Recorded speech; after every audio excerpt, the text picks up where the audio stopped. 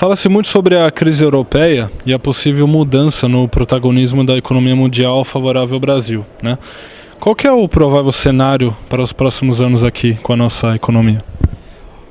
O Brasil está diante de uma oportunidade de ouro e, ao mesmo tempo, um enorme desafio, que é mais do que olímpico. Porque a oportunidade está na conjugação da chamada janela demográfica, ou seja, gente jovem, adulta, milhões e milhões entrando no mercado de trabalho, querendo casar, ter casa, ter emprego, prosperar, etc. Os resultados do pré-sal que vem nesta década, se tudo der certo.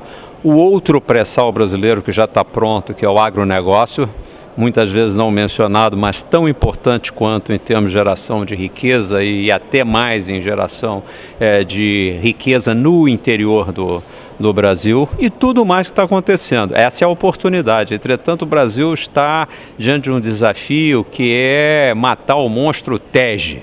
Aí eu vou explicar. O TEG é o tributo excessivo e o gasto estéril. O Brasil tributa demais e ele está começando a matar a produtividade, principalmente na indústria, por causa do excesso de imposto. Nós praticamos no Brasil o chamado bullying tributário, né? É imposto demais, toda hora, a troco de qualquer coisa, e isso amarra a eficiência. E o gasto estéril, o Brasil já gasta 70% da despesa pública total, União, Estados e municípios, com simples transferências de João para Maria, para José, sem nenhuma produção de bem público, ou seja, não faz nem infraestrutura, nem gasta esparadrapo no hospital, nem livro na escola, ou seja, simplesmente transferência de dinheiro ou pagamento de juros. Isso é um absurdo, porque é 40% do PIB, 70% disso é gasto estéril, como eu disse. Então o TEG, esse monstro horroroso, tem que ser achado, combatido, eliminado, e aí o Brasil vai crescer de 5% a 6%, e obviamente nós vamos ser esses protagonistas que a gente imagina que poderá ser.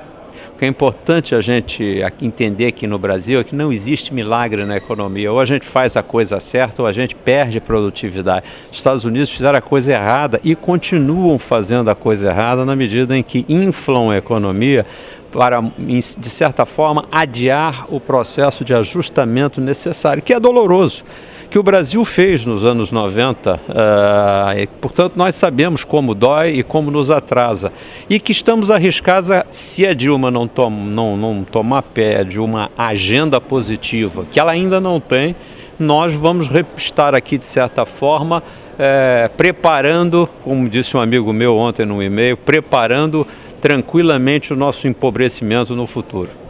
A boa notícia é que para a Copa e inclusive as Olimpíadas serem um risco orçamentário, era preciso que, numa comparação, quem fosse integralmente responsável pelo orçamento fosse a cidade do Rio de Janeiro, nem o estado do Rio de Janeiro. Se a cidade do Rio de Janeiro tivesse que pagar tudo sozinha, provavelmente ela ia ficar extremamente endividada. Mas é a União Brasil, ou seja, é um orçamento muito maior. A boa notícia, portanto, é que nem Olimpíada nem Copa tem o condão de quebrar o Brasil. Esses dois eventos juntos são alguns dias de juro da nossa dívida interna. Nós todo dia estamos fazendo uma Olimpíada e uma Copa do Mundo jogada fora. Totalmente jogada fora, que é pagamento de juros. Sabe quanto que é? Esse ano, cerca de 250, talvez um pouco menos, 230 bilhões de reais. É muito mais do que qualquer orçamento de Copa e, no entanto, nós pagamos isso de juros só para rolar a dívida. Não é nem para pagar, é para rolar. Então, na realidade, a má notícia aqui é o seguinte: também não é Copa e Olimpíada que salva a economia brasileira, como tem sido seguidamente alardeado. O governo precisa de uma agenda de infraestrutura muito mais ampla, muito mais corajosa, muito mais ousada e com uma disciplina e um comprometimento com a boa gestão que eles ainda não têm. Eles não conseguem entregar uma infraestrutura de país grande, mas precisariam começar a fazer isso, e é muito maior, repito, do que uma Olimpíada. O ideal seria que investimentos fossem até 25% do PIB, mas como eu disse respondendo ao que você me perguntou antes, impossível sem uma agenda que realmente reestruture a tributação no Brasil, controle o gasto público corrente e libere recursos para investimento, tanto do próprio governo, dos governos, porque os estados e alguns municípios são importantes nesse esforço, como também do setor privado, que precisa de confiança e rentabilidade, competitividade, portanto, que não tem por causa da tributação. Então o Brasil não tem muitos problemas. O problema a curto prazo que ele tem e poderia resolver é simplificar o campo fiscal. Para isso até coordenamos um movimento, vou conclamar aqui na TV Graber a todos aqueles que estão nos acompanhando aqui, que entrem na página www.brasileficiente.org.br, participe, assine o abaixo-assinado, se comprometa, acompanhe o esforço desse movimento, que já tem o apoio de governadores, mais de 100 entidades, mas precisa de você